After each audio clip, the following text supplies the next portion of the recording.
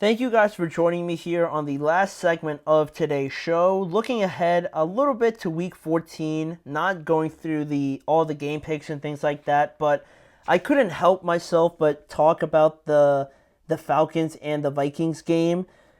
In the 1 p.m. window in week 14, the NFL features a a top tier best of the best petty game, right? The Falcons and their new quarterback, Kirk Cousins, new this year, obviously, traveled to Minnesota to face Kirk Cousins' former team just last year, right? He was on the Vikings last year. He left in free agency this year and signed a pretty awesome $180 million deal, right? Obviously. So that's the immediate history right there, obviously, with both of these teams, with Kirk and how he connects both of them. And looking at the Minnesota Vikings first, they are storming into this game with a 10-2 record as the number 5 seed currently in the playoffs and winners of the last 5 games that they've played in a row.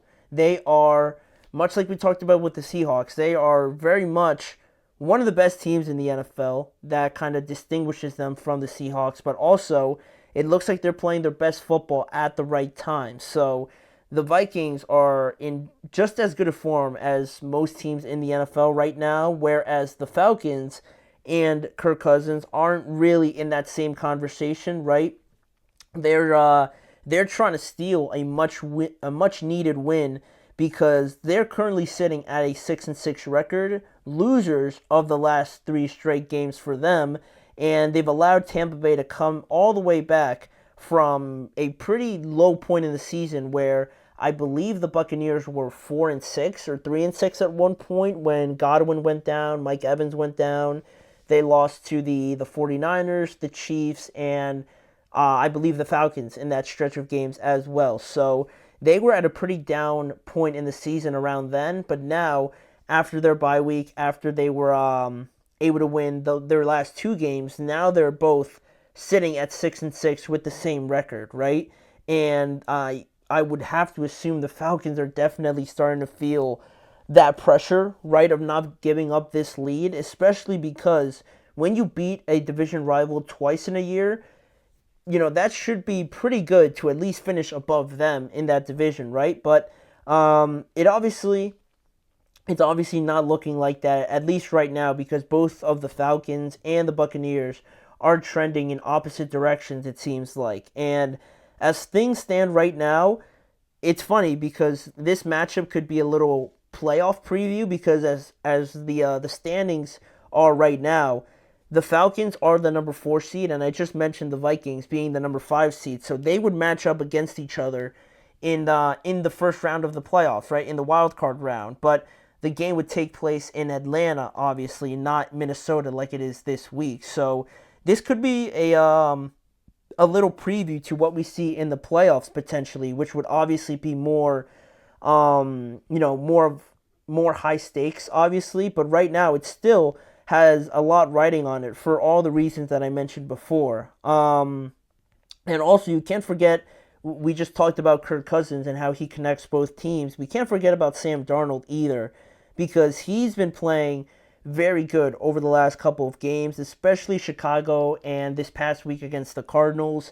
He was pivotal in getting the victory over both of those two teams. And I think there was a moment in the season where he might not have been playing great. The offense was not looking as blemish free as it might have looked at the beginning of the year, but he's really been a big part of turning that around, and he's led them to some pretty exciting wins over the last 2 weeks against the division rival in the Bears, but also a very keen Arizona Cardinals team as well. And sticking with the Vikings here for just a little bit, looking at them, and it's only Wednesday, so there's not a lot of injury news. The only one for the Vikings that is pretty significant is Stephon Gilmore.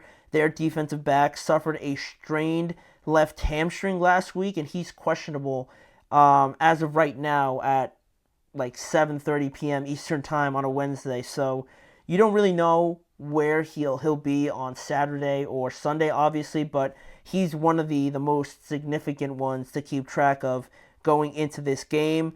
Then, you know, I mentioned the Vikings and how they kind of hit a lull a little bit in this season, and what I meant by that was the 12-7 victory over the Jacksonville Jaguars, not the most impressive, obviously.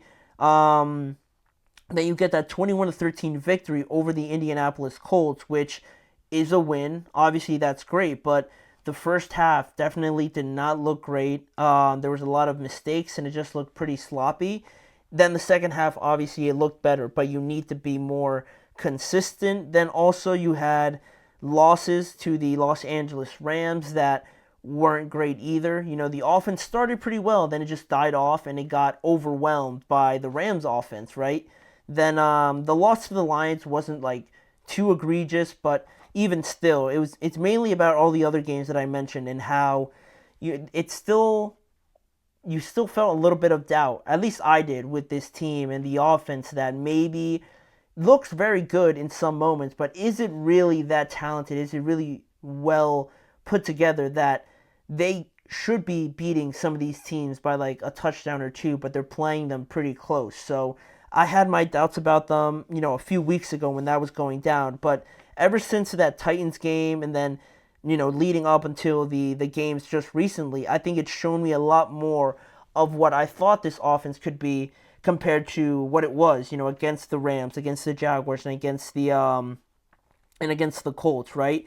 And Sam Darnold had a lot to do with that, right? He upped his game a little bit more. He started spreading the ball out to Jordan Addison, who's had a few good games. TJ Hawkinson, it looks like he hasn't missed a beat since his injury. So that's all that I think fills me with even more confidence now that the Vikings, you know, like I would put them pretty close to the Eagles. The Eagles are definitely closer to the Lions than anybody, but I don't think they're that far off from the Minnesota Vikings. I'm that confident in it. I might not sound like it, but I am trying to get the Vikings to that spot because I mean they're 10-2, right? You just don't stumble into being 10-2, right? So I think the last couple of games have kind of reassured that for me for the Vikings. And then you look at the Falcons on the other hand, what they're dealing with. Not too many injuries at this point, but I just don't really know what I'm going to get from them. I don't know what I'm going to see really from Kirk Cousins, from this offense. You kind of have an idea with the defense, right? It's not the strongest point of their team. You know, they're probably going to give up like 14, 15 points at least, usually. So really you look for this offense, but the offense really hasn't been like this juggernaut sort of team that looks like is just hitting their stride, right? You look at the game against the Broncos and a top-tier defense, and they got completely dominated in that one. Then you look at the game against the Seahawks in Atlanta, where they also just got overwhelmed by that Seahawks defense, and the offense looked a lot more prolific than their own offense, right? Then you look at this past game where somehow the Falcons defense comes through and they play a great game, but the offense again, and really Kirk Cousins throws 4 interceptions, and it's just another bad performance overall. So, I mean, this is still the same team that handed the Eagles one of their losses, right? So it makes you think that they have the capability of playing some of these teams very close. But again, you just don't know. The inconsistency is a big worry, and it's not great when your quarterback is one of the hesitations or the doubts that a lot of people may have when it comes to your team. And it's not like Kirk Cousins is being made out to be the worst or the only problem, right? But he is, you can't deny, one of the things that, looking at his recent performances, that you look at like, is there something there that we have to worry about, right? It's not like he completely swipes away those doubts. So I just don't know what to expect from the Falcons. So that's kind of where I stand with them right now. But looking at the matchups in this game before we give our prediction, the first matchup I'm looking at is a group. It's 2 groups, right? The Falcons secondary against the Minnesota Vikings receivers, their weapons, basically, right? Hawkinson, Addison, Justin Jefferson, obviously, Jalen Naylor, and a couple of the tight ends that they have. Even Aaron Jones I'll throw in there as well. How can that Falcons secondary kind of slow them down a little bit? Because they have weapons everywhere, right? You're definitely going to need like 2 guys on Justin Jefferson, maybe even 1 more, maybe. So that's a lot of attention going to Jefferson, right? But then the middle of the field, right, with TJ Hawkinson, the short game with TJ Hawkinson, making sure you know where he is at all times. But then once you get through those 2 guys, who's on Jordan Addison? Is it your 3rd best cornerback on him? Or, what's the plan with him? And then you look at the running game. When you're focusing on not letting anything behind you, do you take away the bodies around the box? And now is Aaron Jones having a massive day? So it's going to be a big ask for this Falcons defense, which again hasn't been their strong suit. So depending on what the outcome of that matchup is, it's going to determine the outcome of the entire game.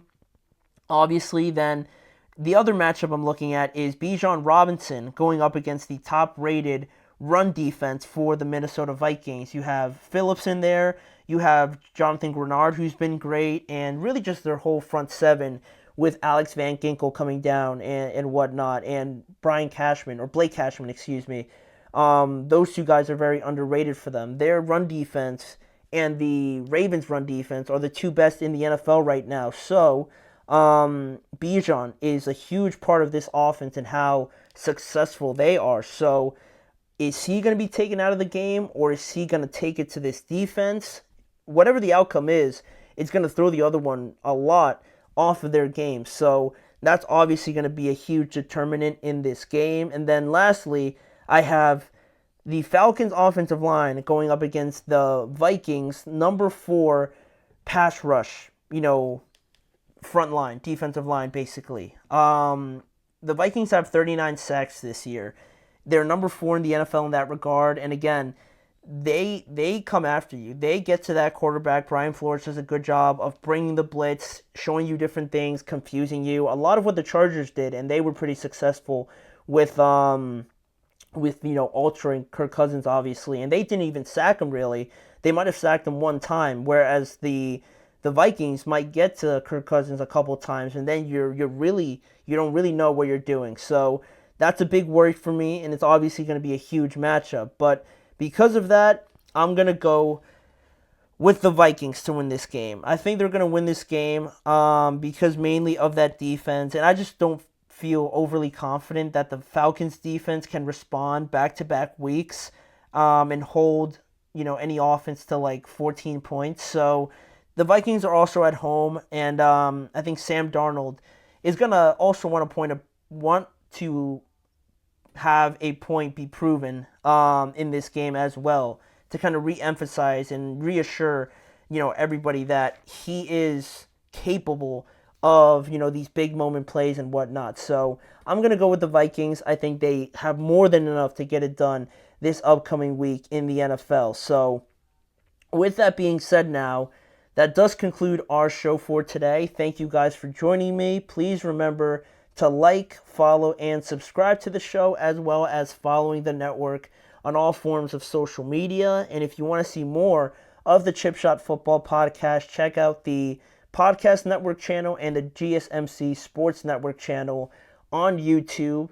Just look for the title of the show, and you can catch more coverage around the NFL with more live shows, individual videos, and just more coverage around the NFL just in general. But also, lastly, if you want to see more of the live shows and be a part of the conversation, join me each and every weekday at 6:30 p.m. Eastern Time for more coverage with me, Manny Maradiaga, as your host. Thanking you guys for joining me, and I'll see you guys back here again tomorrow, where we're going to start previewing Week 14 in the NFL. Mm-hmm. Mm-hmm. Mm-hmm. Let's go. I wake up to a little bit of drool on my pillow, feel like it's gonna be a bad day. Yeah, I'm tired of shit, and the coffee ain't hit yet, damn, ain't that great. I don't wanna go